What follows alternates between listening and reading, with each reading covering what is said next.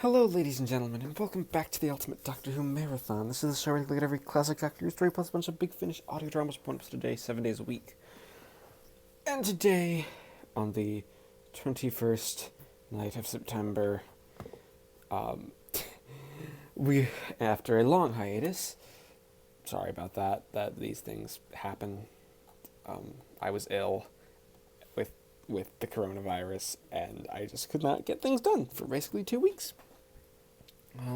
We are starting to look at The Awakening, which is the second televised story for season 21.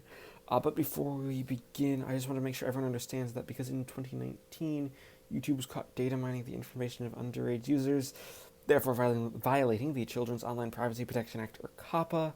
They implemented new policy meant to dodge responsibility and scapegoat creators, so I have to make sure everyone understands that this video is not meant for children. It's not aimed at kids. It's not targeted towards kids. Doctor Who is a family show that kids can watch, of course, but this video, as with all the videos on my channel, are looking at it from an adult perspective. Severe discretion is advised. That being said, we're starting with part 1 of The Awakening. And The Awakening is... This is a story where everything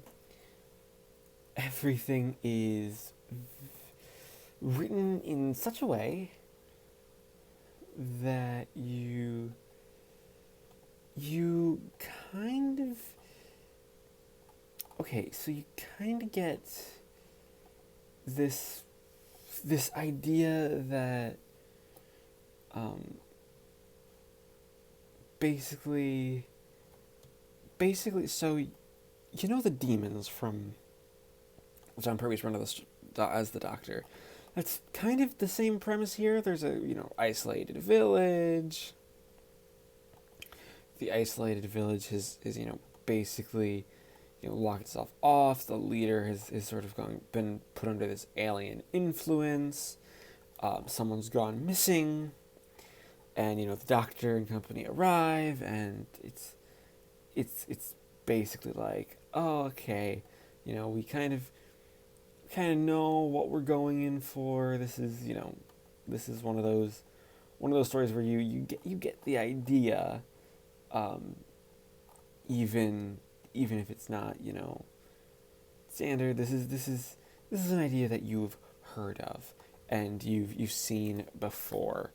What's really interesting is that Eric Pringle provided the script, who was in the only Doctor Who script he provided for the show. And as such, it's a really interesting script in a lot of ways, because basically it's one where in editing this script, there was the very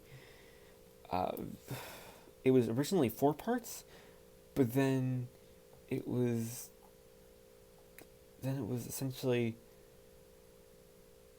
closed down to 2, and pared down, and you can kind of tell, like, there's a point this first episode is 25 minutes long, which is kind of long for a televised story. This is a very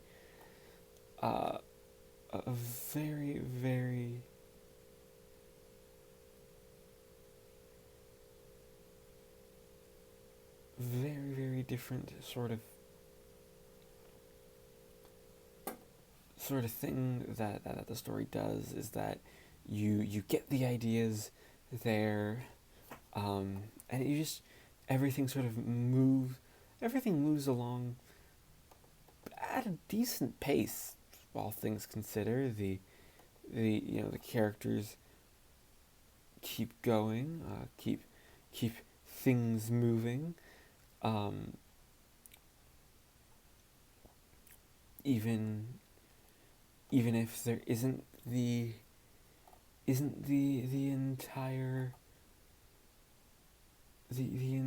story. It's definitely something weird and different. Like, you have apparitions coming from the past. The Doctor Tegan and Turlo really only arrive because Tegan wants to see her grandfather, which, I mean, that's fine. Well, that's a fine idea, but he's gone missing because, Tegan's family isn't allowed to basically have any sort of like a good interaction. They all have to essentially die horribly in some sort of an accident because that's what Javankas seem to do, and it really is an odd story because of that, because you have like apparitions from the past, you have this village being obsessed with doing these war games, to celebrate their past, and basically be like, yes, we are completely sane, and this is totally what we meant to do. We are meant to have this very specific sort of life. It's weird. And there's this character Will Chandler who gets transported from 1634 to 1984, from the past to the present, and it's not necessarily like this isn't a bad script. It's enjoyable, and I like the idea of this sort of entity living outside of it. But and the story does move along pretty quickly, and moving along pretty quickly is nice to see. It makes a change. It means that we're actually possibly getting to more important bits of the story more quickly than you'd expect. But it's still a thing where you have this story with these characters built around it. Doesn't do anything. Like the big part one cliffhanger is this reveal of the malice bursting through the church, and the malice looks cool from what you see in this episode, and it's a great cliffhanger moment. But you don't the villains here aren't interesting. Like, it's just some dude. Like, that's what the villain is. Just some guy.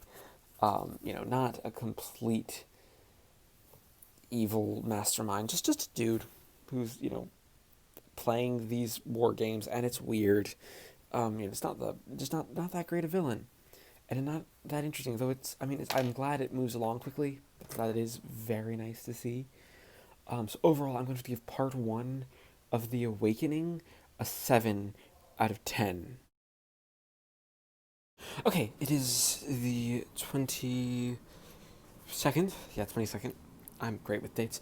Of September 2020, I just finished watching part 2 of The Awakening. Yeah, so part 2 of The Awakening is weird in a lot of ways. This is an episode where it feels like author Eric Pringle wanted to do a story all about horror and being scary and spooky and being being a bunch of different things. But the way the story is directed really sort of lets it down. It's not direct. It's this was directed by Michael Owen Morris, in his only directorial role for Doctor Who, though I believe he did work on The Pirate Planet. But and it's not like he's a bad director. Again, this is his first ever sort of directing gig. So you get that idea that this is someone with new blood brought in, which would be cool and interesting if he actually directed with any sort of style or real pizzazz, because there really isn't a lot of that nice style. There isn't a lot here to make you as a viewer look at the story and be like, oh, this is this is great. This is, this does some interesting shots, and then it makes you feel like there's an atmosphere. It doesn't do any of that. That's kind of all left to the imagination, in kind of a really bad way, because it's like, oh, you're supposed to imagine the horror, which doesn't really work when you have a script that's very much trying to build up to the audience that this is indeed a horror story, and this is a story where the audience should be feeling fear, something that the audience just doesn't feel. Now, part of it is also because the malice doesn't do anything. Dennis Lil's Sir George Hutchinson is actually more of an effective villain here, because he actually does stuff. The malice itself is just like a head in laid into the wall, and it sort of projects itself in some nice puppetry. I like the puppetry on the malice, but it's still just a head in a wall that doesn't do much except be a head in a wall, and you try to have that as, ooh, this is the big spooky villain. It's not that scary of a villain when you can just look at it and be like, oh, it's a head. It doesn't do much. Like, the idea, obviously, there's like part one had all the exposition about what it was that was in alien scout, from an alien scout ship sent to essentially conquer this conquer this sort of creature, and have it be such a different thing. It's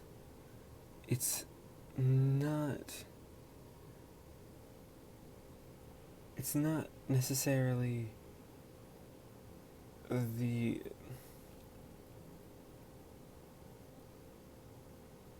it's not necessarily the full different sort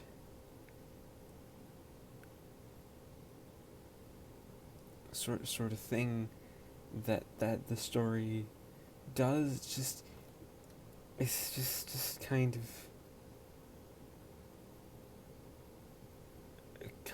there.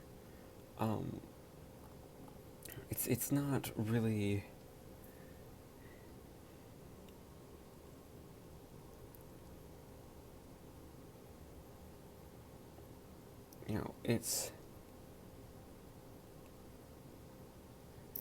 it's just kind of sad when you watch it, because you don't get to see you don't get to see everything that that the story tries to do.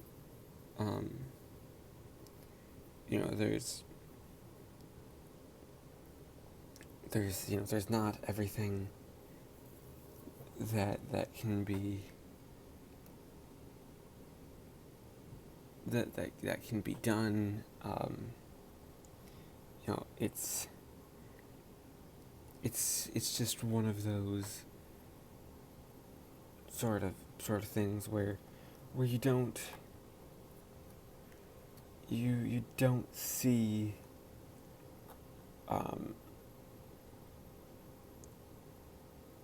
you don't see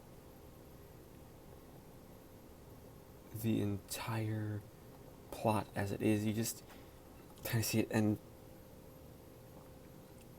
there is something, I guess, interesting about what the story tries to do. It's one of those things where it plays around, and it ends pretty decently with everything that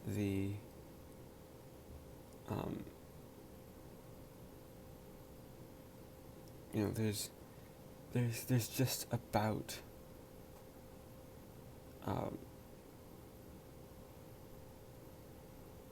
you know, there's just about everything that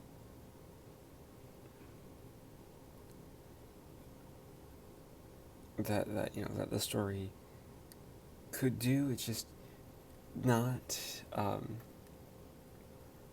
it's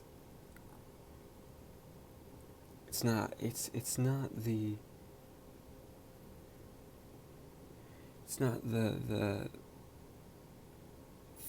best thing. It's just sort of there. It's good. It's enjoyable for 25 minutes, but it's just nothing special, really. So overall, I'm gonna have to give part 2 of The Awakening a 6 out of 10. That being said, we added the 2 episodes, as this is the end of the story, and average them out to give The Awakening a final score of 6.5 out of 10. This is the final story. End of the video. So thank you everybody for watching this installment of the Ultimate Doctor Who Marathon. Please leave a like, comment, and subscribe if you haven't already, and join me next time, where we actually take a look at a story with the Fifth Doctor on his own, essentially set in the gap where Tegan and Turlough essentially end the story in Little Hodcombe, and featuring Geoffrey Beevers as the Master with Doctor Who, and You Will Obey Me.